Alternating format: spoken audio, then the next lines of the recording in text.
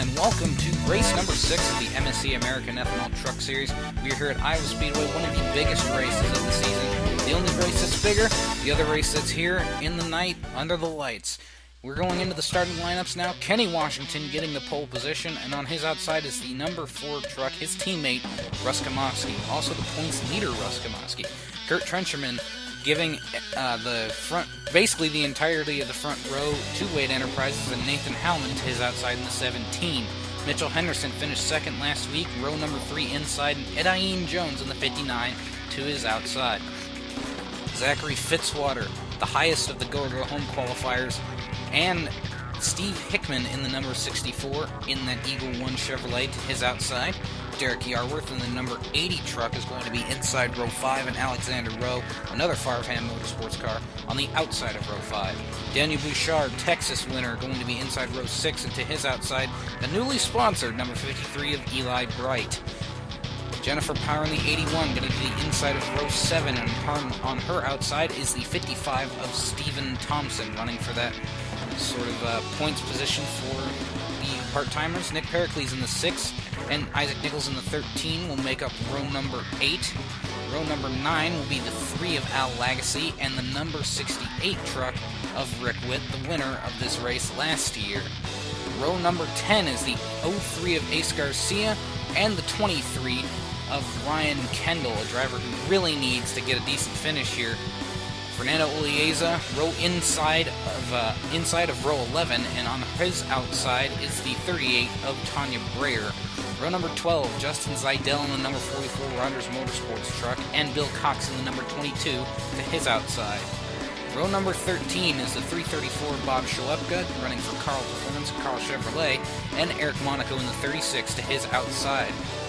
Row number 14, Antonino Russo in the 26 Malley Motorsports Dodge, and his outside is the number 45 of Cesar Chavez in the unsponsored Toyota Tundra. Derek Hamill in the 87 Aaron's Chevrolet is going to be inside of Tristan Allen in the 98 Leaf Filter Toyota.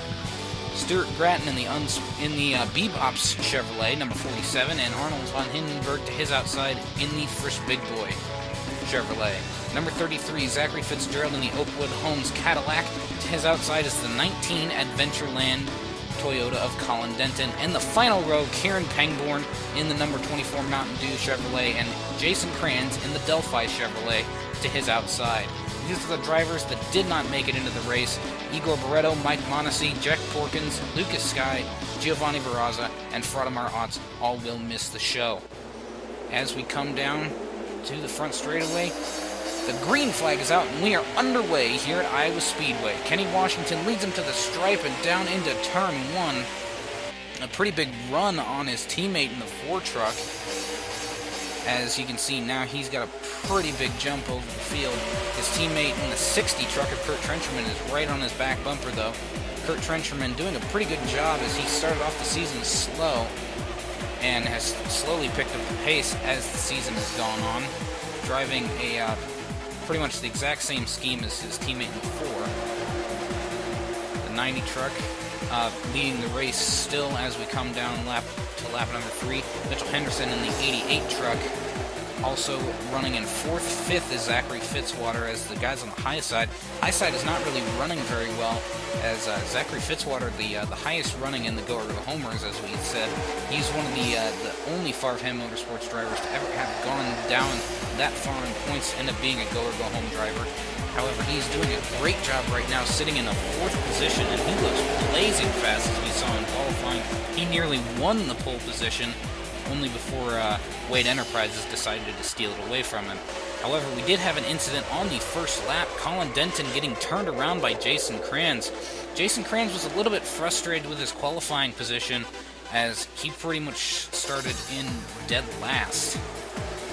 Eli Bright, however, not really that concerned with his qualifying position, as running the Casey's scheme for that 53 truck today. Running that scheme for a few more races after, but that sponsorship has really helped this 53 truck, getting a little bit of speed on the rest of the field. And as you can see, he's running a pretty decent race right now, currently 14th, passing the 03 of Ace Garcia for 13th. And I can expect this 53 truck to be headed up towards the field, especially maybe even challenging for some wins, depending on how the track plays out, in what races that they decide to actually do decent in. However, the 53 of Eli Bright has been kind of a mediocre driver towards the bottom of the field in points. However, currently running in 13th now as he got by the 03 of Ace Garcia, but doing a decent job, especially even without the Casey's sponsorship backing this team. Jones Motorsports is in really need of a kickstart. And I think Eli Bright is the one that can give it to him. Definitely a driver who is worth watching, especially when he can land a big sponsor like this. And on lap 10, we had another incident. Cesar Chavez got pushed out wide. Didn't actually get touched, but ended up slapping the outside wall. So that's two trucks that are fairly underfunded that have gotten some pretty hefty damage on their trucks. One driver to take a note of, though, is the 25 of Jason Kranz.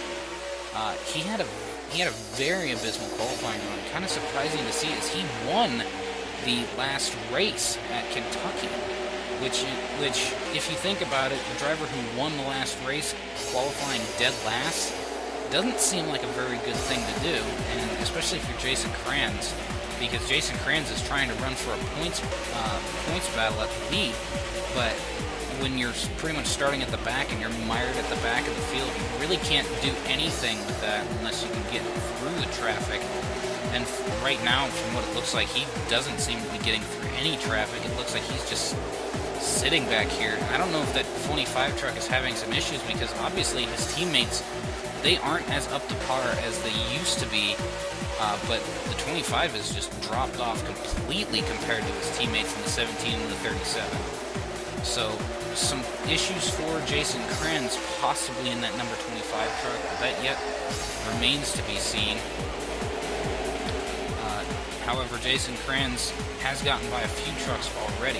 One driver who isn't having problems, another driver similar to Eli Bright in the fact that they landed a decent sponsorship, is the 334 Bob Schleppka. This is actually going to be the last race that he runs for a long time, until I believe the next 5 races after that, until the final 5 races, which I believe starts in Chicago. So Bob Schleppka going to be leaving the series for a pretty extended time, as he only has those 10 races to run. But he is going to be focusing on, in that time period, his late model series, his late model tour, as he is a mainline dirt track driver, and he's doing this mostly just to get experience for the Copperhead Amateur Series when that race arrives. And that should be not too far off in the distance, as Chicago is a very close track to this, and he may just be have been basically training himself to run at Chicago in the Copperhead Amateur Series.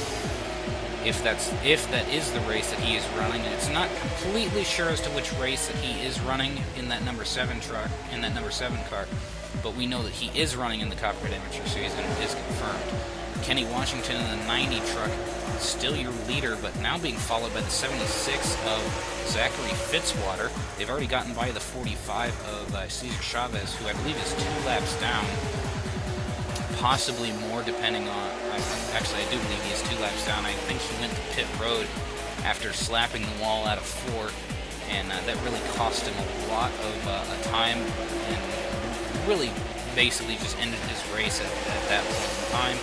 However, Kenny Washington still running strong, as he's probably one of the strongest drivers in the series right now, being second in points, and right now, from the way it looks right at the moment, he's going to take the points lead over from his teammate of the 4 in Russ Kamoski. Wade Enterprises has had 2 of the fastest trucks on the circuit so far. However, they are being caught up closely by the 88 of Mitchell Henderson, who almost won last week, and that would have most likely put Mitchell Henderson on the top of the board. However, Henderson's still trailing these 2 Wade Enterprises